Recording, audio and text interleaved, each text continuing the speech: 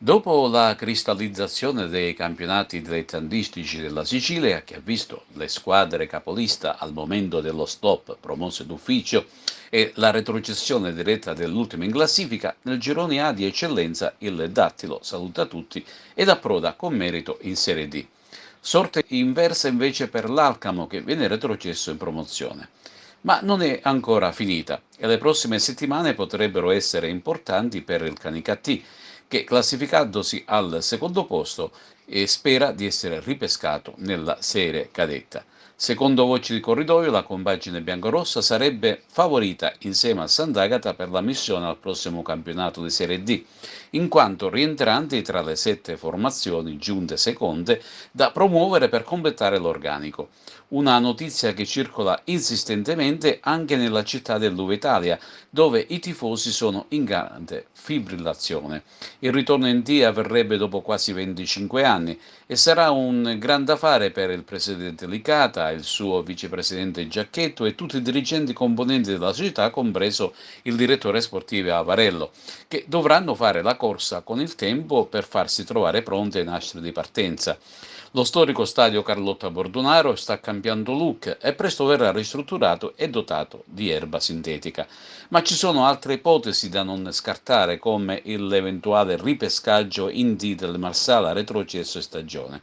A questo punto, siamo sempre nel campo delle incertezze, la competenza passa alla Lega Nazionale Dilettanti, che dovrà adottare un metro lineare per decidere la futura composizione dei gironi sia di eccellenza che di Serie D.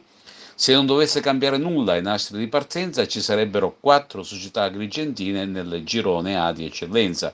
Agregas, Canicattì con il punto interrogativo chiaramente, poi Pro Favara e Unitas Sciacca. Quest'ultima ritorna nel massimo campionato dilettantistico siciliano dopo una ventina d'anni. Nel caso venisse ripescata invece la compagine biancarossa in Serie D, salirebbe la Folgore di Castelvetrano, arrivata ad un solo punto dallo Sciacca.